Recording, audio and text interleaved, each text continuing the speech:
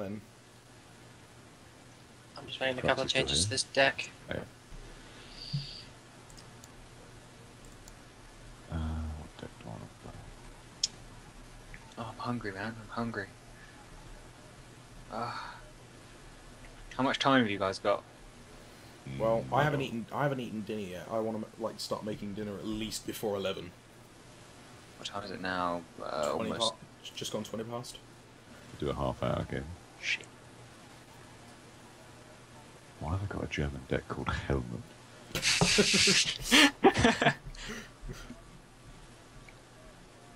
Oh, I think I know why. Because it's got to be. It's because it's a tank-centric deck, and in Coming of Heroes 1, the King Tiger used to say, "They're scratching your paint job, Helmet." How do you remember that? It's one of my favourite lines.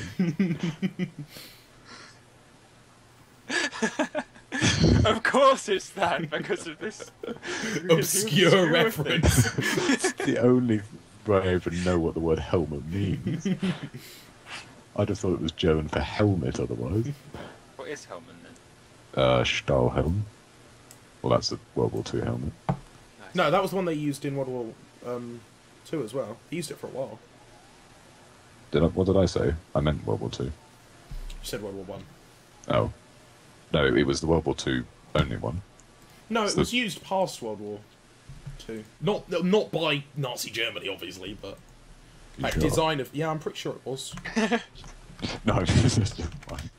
Sure it wasn't used by Nazi Germany. Yeah, that's what I meant. Too.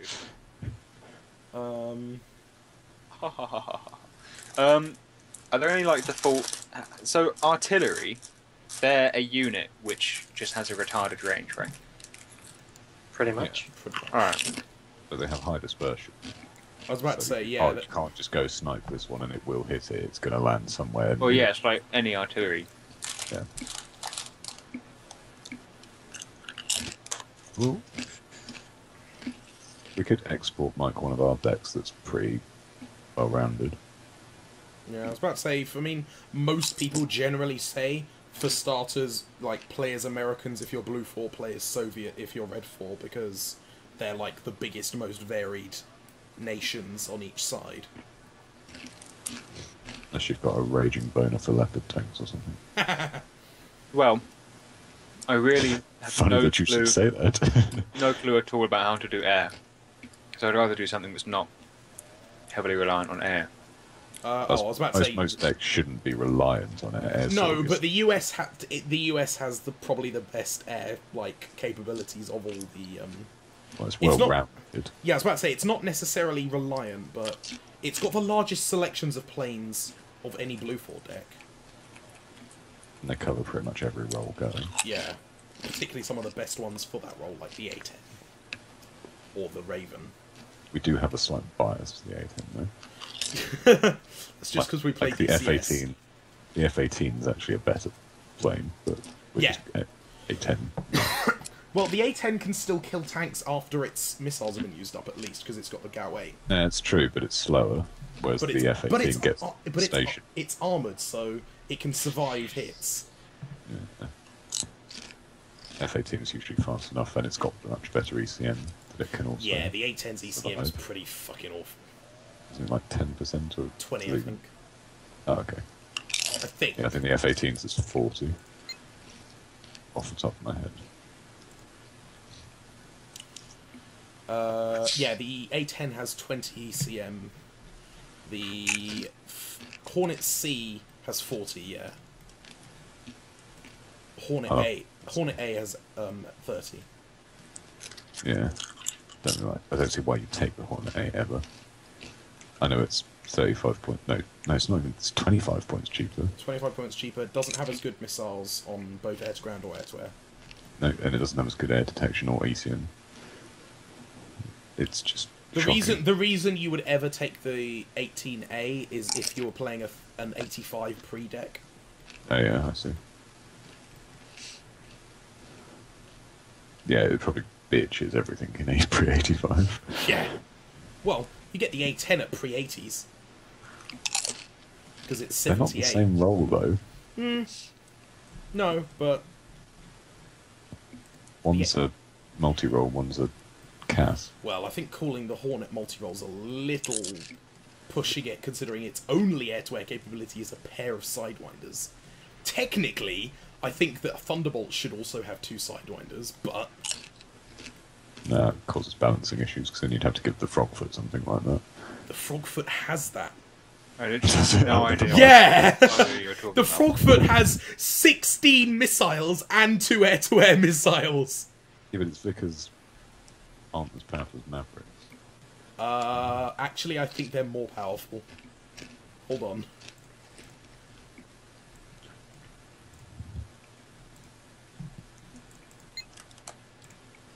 Yeah, they're the same. AP 26. Accuracy 50, range 3150, and it gets 16 of them. And 2 73A Vimple air-to-air missiles. It is, in fairness, 60 points more than an A10 at 200 points. But I would say the SU-25T is flat out a better plane for its role.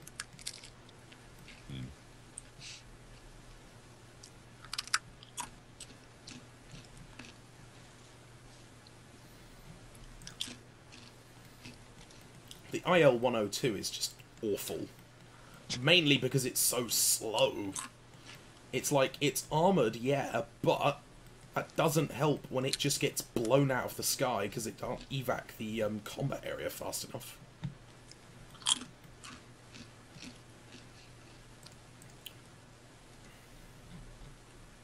Oh, and it has only 10% ECM. At least the Su-24M has... Hey. What? It's a bit buffed to 10% ECM. It didn't used to have any. Oh, didn't it? Oh, God. It used to rely on its rear gunner.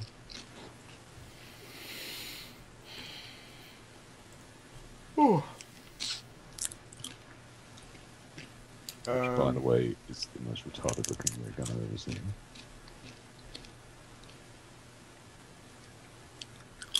Right. Mike, are you making a deck right now? No. Oh. Do we want to play blue or red for? Because that will determine what deck you make first. Is he going to make a deck? Or? Makes sense. Going to make a deck? Yeah, sure. Alright. Let's start this shit. Deck name. I now really regret Call it something like that helps you determine what it is. Like, deck number 1. New deck works, I think. God. Look, when you're me with 72 different decks, you need to know what they are. Yeah. It's 72 decks now, is he? So I'm sure he'd rename it at some other point. This is going to be my first ever deck. I don't really need to go into too much detail. I actually don't know what I'm going to make yet. I was about to say, do we want to play blue 4 or red 4? I don't mind. What's the pros and cons of each? Well, it's kind of a bit... You can't really boil it down at that state, because it's like... the blue 4 and red 4 are just the names for, like, the overall groups. Once you choose one or the other, you then go into, like, do you want to be American, French, or British, or Russian, or... Yeah. There One's are no... NATO, one's Warsaw Pact, plus China and North Korea. Yeah. There's no, like, real advantage or disadvantage unless you start really going into the metagame, and that gets a bit... That's really only for high-level play. I can't be fucked with it. I choose countries I like. What's availability? Somebody in the shower. That's probably Cruxy. Hooray! Availability is like... Do you remember I was saying, like, you get a certain number of points to spend on cards for each deck? Yeah. So, like... Activation points. Yeah. Oh, no, sorry. The availability is, like, how many units per card you get. So if you get a boost to availability, you get more units per card. Okay. So if you get 10 tanks per card with boosted availability, you could get 12 or 13. Or 11. Yeah. but not 9. There are no negative boosts as far as I'm aware. Negative boost. Yes. Which boosts the enemy instead. Remind me not to blue tack 2 20p's together again. What? Is a slot a card slot then? Huh? By the way, Sorry? slot does it mean card slot? Yes, What are we looking at I here? think so. There's 4 slots available for any type unit. Blah. Yes, so you get, like, if you choose an airborne deck, you'll get bonus slots in the air section. But you'll only be able to choose units that have the trait airborne. I would make, for your first deck, either a flat deck, so no type bonus, or either do mechanized or I Armoured. guess armored would be alright. Yeah. But I would personally just go, choose a country, and then just go flat from there. Don't, like, over-specialise it at the beginning. Tell us what country you're going to do as well, because we'll We'll help you. like build the deck alongside you. USA. Alright. So USA with no bonuses, yeah? Oh wait. Where's this deck? Oh, didn't make it better. Oh, it won't save until you've put a command vehicle into it. Yeah. So if you make it and then go back So- out of it, it'll delete. If I do an armored USA deck, Okay. Right. So Logistics. create-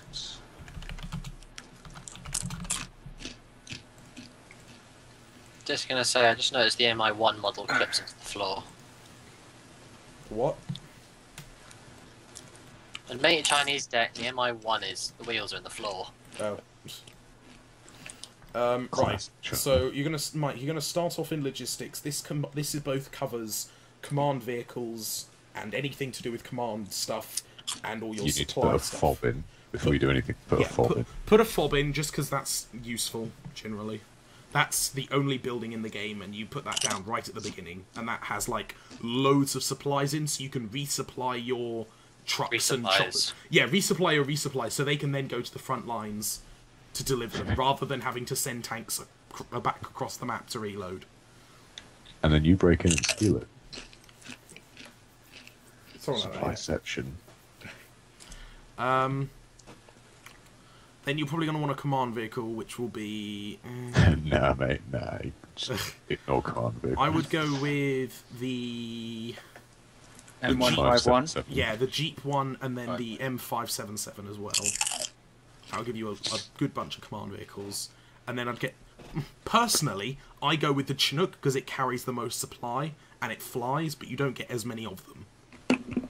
So What do you gain from supply then? the supply lets you refuel, reload, and repair like other units. Oh.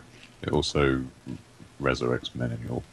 Yeah, infantry like squad. infantry that have been killed in the squad. As long as the squad is still there, you can replace men in the squad using supply. Okay. Be able to literally drive a vehicle up to them or send them all the way back to your fob, so you need supply vehicles to get it to the front line. Yeah. So I go with the Chinook, but you can go with the Hemet, or if you really want, the Cargo. So, with each card, where does it say how many times I can use the card? Right, on the right side of the screen. The little blue, no, the blue numbers at the bottom left of each card. So the first number is how many you've got to spend left, and the right number is like the total number. So, for example, you can get 2 cards of Super Chinooks, but you can only have 1 card of the Command Abrams. Yeah. Yeah, but I mean, like, so where it says logistics, there's a bar, and then it's got the 4 cards that I've chosen. Mhm. In the bottom left of each card, is that how many times I can? That's That's how how many many units. That's how that's many units units per card. Yeah, Yeah. units per card. Units per card. Okay. Yeah. And then Yeah. you can use a card how many times? The blue number down in the If the you like, look on the selection list, sections. in the list Oh, in the same yeah, yeah, place, yeah, I it's see it, now I see it. blue. Yeah. That's the card value. Or Wait, card so number. don't you want quite a few command vehicles so that you can capture points? Well, I mean, if you've got picked, 11, yeah, I was about to say, if you've quite picked enough. the Jeep and the the armoured Oh, shit, truck yeah. thing, you've got 11. Yeah, fair enough. Yeah, and you know, Which supply vehicle if you did made you a go with, deck Mike? specifically for playing with other people, you'd probably only need one of those cards. Because, you know, the more people you have, you get so many logistic vehicles. The idea is not to get them destroyed. Okay. Which supply vehicle did you go with, Mike? Chinook. Okay. And you just went with one card? Yeah. Okay, because me and Matt are going to build the deck along with you, so... Yeah, I'd leave one card for now. Yeah, you don't need to spend all the slots in a thing, because you'll run out of points. Yeah. Right, so move on to infantry now. Now, because you're playing an armoured deck, this list looks very small, but normally there'd be lots of other kinds of infantry, but for now, you've got just these. So, There's quite a few. Yeah, you wait until you see, like, trying to build a flat deck. Like, if you just built a NATO deck, you would have every infantry possible for every different nation listed. It gets a bit manic. Jesus Christ. So, when you see, like, it says Assault Engineers, Ladder AI, that's the infantry. The little bit underneath it, if you mouse over it, tells you... Is the transport that it comes in? Yep. Alright. So that's why it looks like you've got 10 different kinds of riflemen, is what it actually is. It's 5 different kinds of riflemen in different transports, and 5 different kinds of Rifleman 90 in different kinds of transports. And Rifleman 90 are riflemen that are, like, later on in the timeline, so they've got better weapons. Okay. Like, the normal riflemen have an M16, the Law Bazooka, and an M60, but Rifleman 90 have an M16, the 84 Bazooka, which is better, and an M60. So they cost 5 points more. Okay.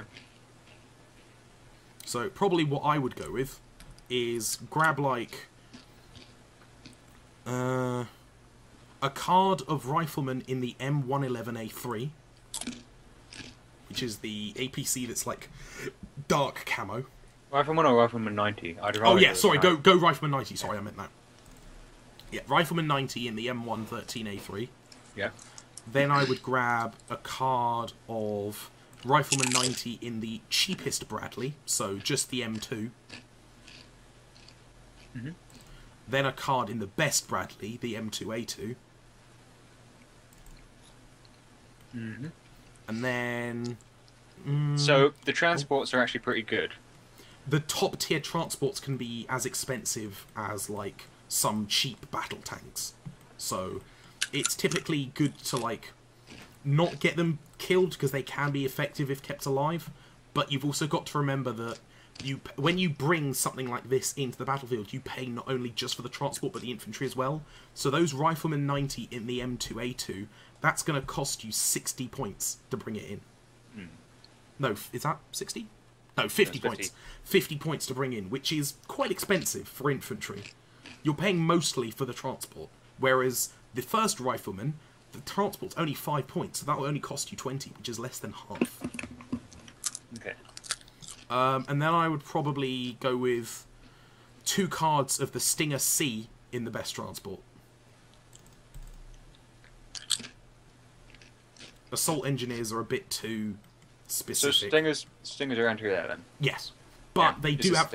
They're a 2-man team, and they both have M16s, so they can attack infantry, but they will die. Yeah. They can try, but they'll die. So really, they're just best kept aside for, like, killing choppers, mostly.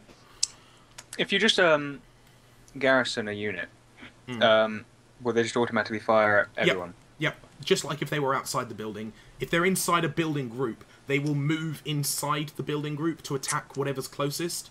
So, like, they'll switch buildings inside that zone to attack stuff. Okay. Yeah.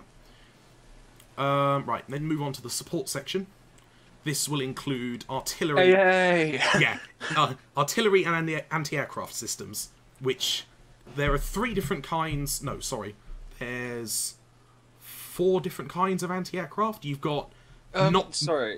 First, can I just ask? On the right, the description of the actual units. Mm-hmm. What is it actually saying? There's the range, that makes sense. Dispersion, I assume, is only for artillery. Mostly artillery, yeah. Accuracy is for everything, that makes sense. Stabilizer. Stabilizer is like a percent, like, of how well it fires on the move. Okay. So a stabilizer of 5 effectively means you can shoot on the move, but you won't hit anything. It's Okay. like, imagine it's like % chance to hit. Okay. AP power armor piercing? Is like how much damage it does in terms that- to... Yeah.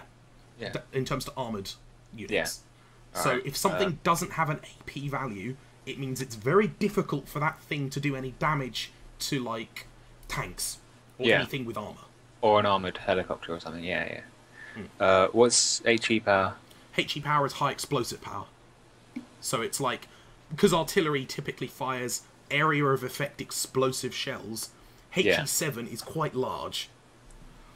HE10!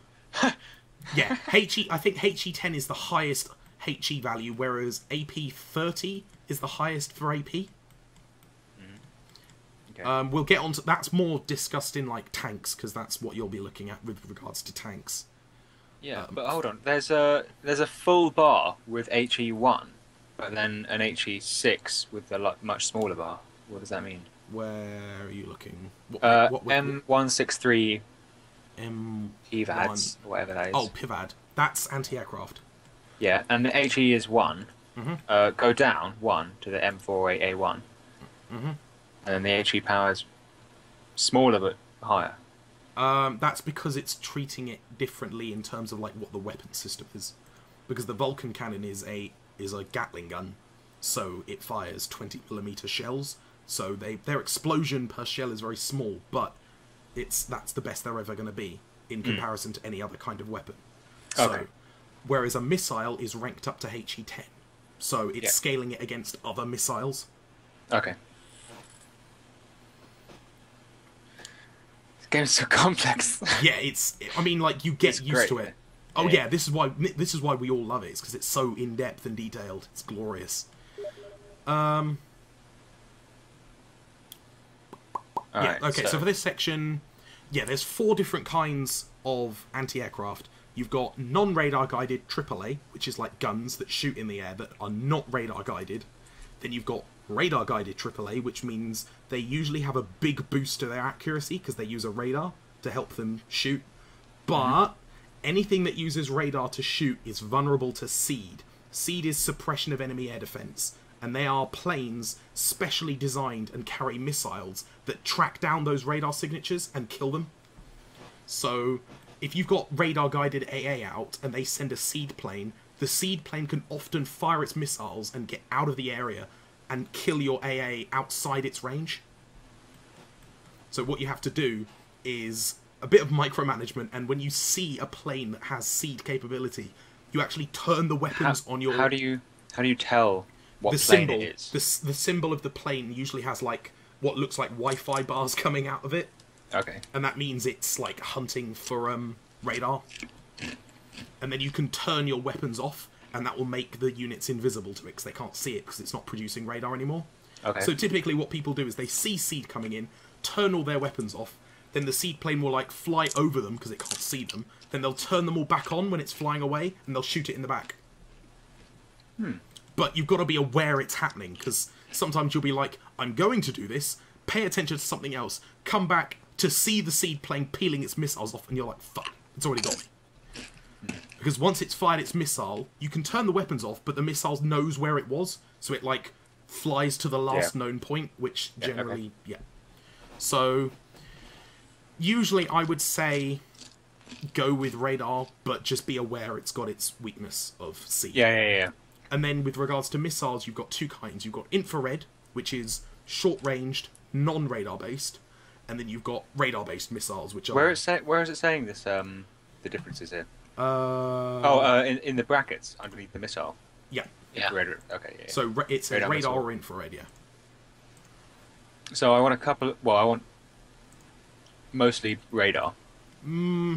Yeah, typically I wouldn't bother with non-radar guided AA because... Sorry, non-radar guided AAA, like the guns version, because their accuracy is typically so low and their range is so short, they can't land enough hits to be effective against planes in particular. They're all right against helicopters because helicopters are really slow and they don't normally carry SEED missiles. There are a few that do, and they can scare the shit out of you when they pop up. But radar-guided AAA can attack planes moderately effectively. which makes them more useful. So I'd go with a card of Pivads, probably a card of the M48A1 Chaparral, just because you get a lot more of them compared to the A3. And then probably a single card of the iHawk PIP3. Alright. And this is an unfortunate thing about America in that a lot of their really good radar-based missiles aren't actually that good, and you only get 3 shots. Oh. So you see the iHawk has an accuracy of only 55%, which is almost a, like, 1 in 2 chance of hitting, and it only gets 3 shots before it has to go back and reload. So... can they be supplied remotely then? with supply vehicles, yes. Yeah. So if I had a Chinook... Could you land it next to an iHawk and resupply it? Yes. Okay. The next 2 slots, should you choose to fill them, you can put artillery in. But I'm going off my play style. I don't use artillery. I might actually.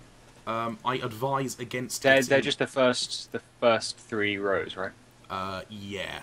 So you've got the M109 series, which is 155mm artillery, which is like medium artillery. So they've got good explosive power, and you get a decent amount of ammo for them, and their range isn't bad. The ones below them, the M110 series, is heavy artillery, which has very long range, very high HE, but the extreme downside, in my opinion, of only having 2 shots before needing reloading. Compared to could you station an ammo vehicle near them for multiple reloads? Yeah. And then have that. Okay. Yeah, I mean, what a lot of people do is sit them next to their fob, so they just suck off the fob whenever they're firing. But that was a really bad choice of words. So yeah, they just end up draining the fob of all your supplies because they use up so many per reload. Because then obviously they count as being very expensive to resupply. I don't use them just because I would rather take something like the M109A2, which has 36 rounds. So it doesn't need so much babysitting with supply. I might go for the. I might go for the M110A2. Okay. The units below those are mortars, which are typically much shorter range, but they have a much higher rate of fire.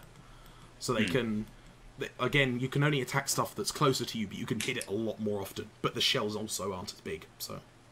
All right, on to tanks. Okay. Which one did you pick? M110A2. Okay. The biggest, baddest. Right, now tanks. You're going to notice there's quite a few. Get used to this, because tanks are usually one of the most sort of numerous unit, aside from maybe infantry. This is where you have to really pay attention to like how much each tank costs per tank, which is the gold number in the top right. Yeah. That will generally give you an indication of how good the tank is. So, obviously, the M1A2 Abrams is the best tank you're going to get at 180 points, which is very expensive. Whereas, like, most of the tanks you're probably going to be using are in between the 40 to 80 point range. So, the super... What? Hold on. You know where it has the training of each unit? What's the gold number there? It's the same number. It's the cost to bring the unit onto the field. Oh yeah, sorry, I just clicked on the wrong thing. That's right. And obviously every tank has sort of different attributes for its price. So, for example, the M60A3 pattern tank is 50 points, and the M8 AGS tank is also 50 points, but they're 2 very different tanks, in that the M60A3 pattern is a general sort of tank of the line, you know, it's a general purpose main battle tank. The M8 AGS is a prototype tank that was developed with the idea of having a light tank with a very powerful gun. So, the M8 AGS has nearly no armor, but it has a very powerful main gun.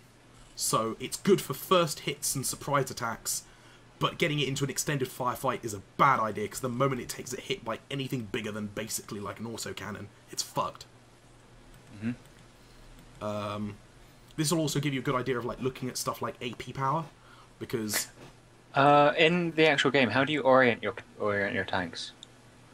You click move and then click attack, and they will orient themselves. Okay, but if they're not if there's something to attack,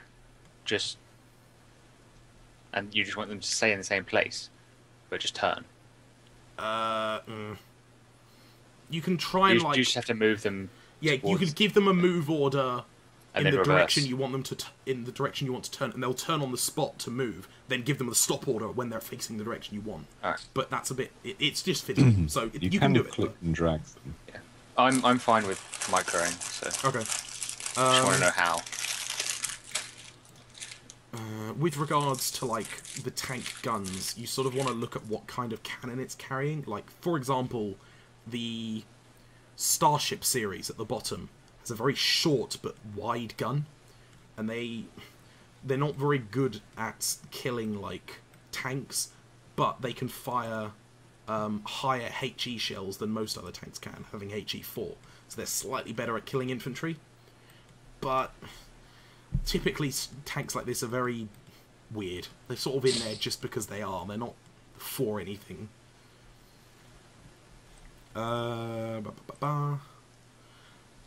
One distinction you are going to have to learn is the difference between a kinetic energy shell and a heat shell, which is high explosive anti-tank. Basically, the way Wargame deals with like armor-piercing damage is, for a tank like the M1A2 Abrams, it has AP 24 from a kinetic energy shell. That means that at maximum range, so 2,275 meters, it has the AP of 24. The way Wargame works out kinetic energy is, I think it's every 125 meters closer to the target you are with a kinetic energy shell, you gain 1 AP point. So a gun increases its armor-piercing power the closer it gets. I really wouldn't be worrying about this right now. Yeah, I'm just more like explaining the distinction because it will eventually become relevant. So you gain 1 AP per thing. So at point blank range, you get a very big bonus to AP, meaning you can pretty much kill anything in one shot. If you go to something like the MBT-70, it has a 125 heat cannon. Now, heat means that the shell explodes and shoots like a jet of hot metal into the tank to kill it. But this means it gets no bonus to its armor piercing for being closer. So it only Which means it'd be better at range. Exactly. Technically. But the advantage of heat is that no matter what the enemy's armor value is, you will always do 1 point of damage. Even if, like, it's got the best armor in the game, you always get at least 1 hit damage.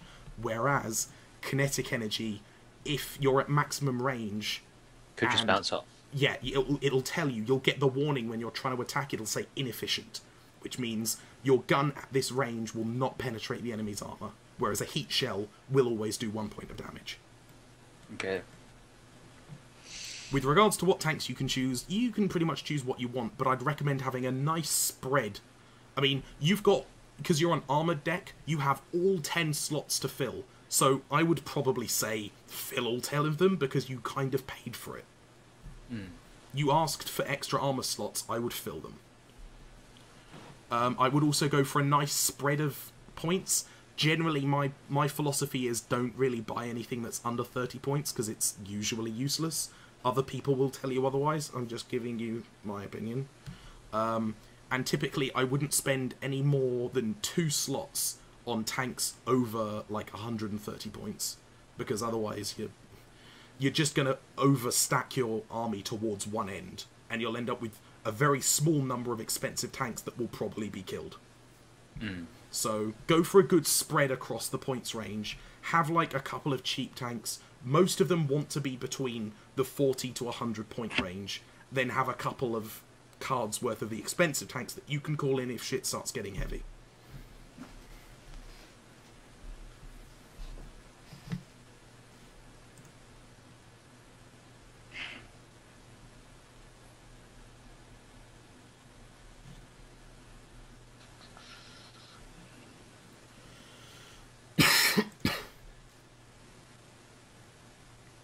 much been annoying or anything, but can we speed up the deck building so we can get the game started? Just making shit, okay? You will learn that deck building is about 40% of playing Wargame, if not more. Quick question. Tanks What are would done. you say for Commonwealth in terms of tanks?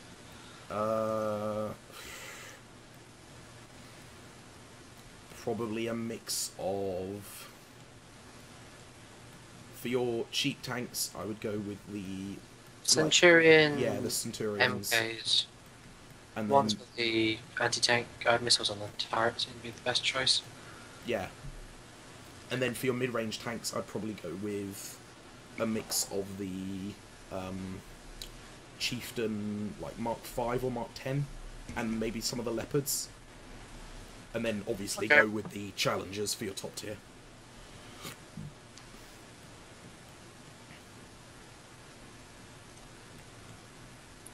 Recon. I've got a card of Oh, Rangers. What did you choose for your armoured section? Your tank section, sorry. M1A2 Abrams, Super M60, MB70, MBT70, Uh-huh. M1A1 HA Abrams, M1 Abrams, M1 Abrams, M60A1 era, two of them, M11P Abrams. Oh, the IP. Yeah, IP. Yeah. M1 IP. Okay. Towards the end, for the last three, I literally just looked at like the cost and just went, yeah, that's fine. Alright. So Recon.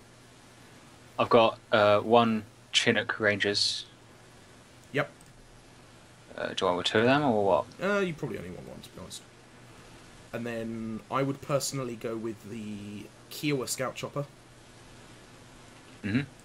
And the top tier Bradley CFV, because they're bloody good. What are the bonuses of CFEs? Bradley CFV is a Bradley... You know, like your Bradleys that you had for your transports. These ones aren't transports, but they've got improved optics, so they can spot more.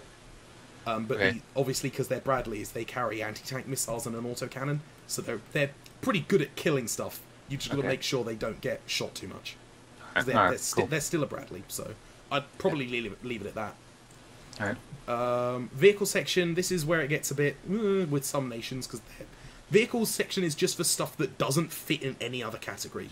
Normally it's like napalm stuff, anti-tank missile carriers. What the fuck is an M50A1 Ontos? What is it? Those are all recoilless rifles. They're like big tank cannons, so it's got 6 of them. But it dies instantly. Yeah, it's got 1 armor. I'll have one of them. I would also personally get the Comvats, because they're like an up-gunned Bradley. So they don't have any missiles, but they've got a 45mm autocannon. So good versus infantry. And good against light tanks as well, like other IFVs or like cheap tanks they can kill. Alright. And my personal recommendation is the M61 M163 CS, because it acts a bit like a Vulcan, but it's really good against like ground targets. It's got better range against ground targets, Okay. so it lights infantry up. Helicopters are mostly gunships. I would probably pick the AH-1E as the cheapest one, because the AH-1S only has miniguns. It doesn't get the cannon or tow missiles.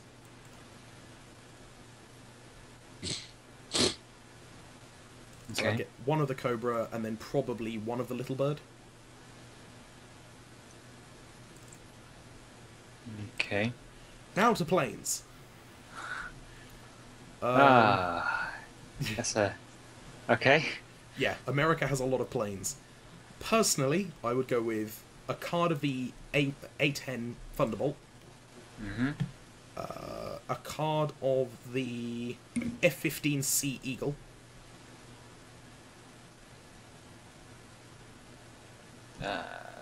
See. Okay. A card of the... let's go with the EA6B Prowler.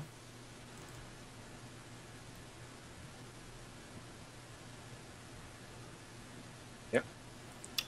Then I would go with the F-15D Eagle. D. D. Okay. Yep. And then finally, a card of the F-16 Block 52. Right. Oh. Oh, No, I can't. You don't have enough points. You can get rid of one of your... You can get rid of the little birds if you'd rather have them. What do little birds give you exactly? Because they look quite crap. They've got a pair of 40mm grenade launchers. Ah, that's... So they're pretty good against wiping out, like, unarmoured vehicles, infantry, Yeah. but they are little birds, so they're Yeah. flimsy as fuck. I don't think I'll go for the eagle. I think I'll get the little birds. Alright. That'll be fine then. And, oh, you've still got 3 points to spend, so you can see if there's... I mean, you could buy one more support thing and that'll fill it up perfectly. Where does it say the points left? Activation points, 57 out of 60. Top right, I think. Oh yeah, 15 out of 60. Okay. So support would fill it perfectly, logistics would fill it perfectly, but if you buy anything else, you'll have 1 point left over. Does using elite instead of veteran change anything? Yes, you get less per Nice card. ones. Okay. They tend to be slightly better. I think the difference between elite and veteran is marginal at best. Because they can, if they kill things as veterans, they'll get promoted to elite and then they'll get the bonus Okay. anyway.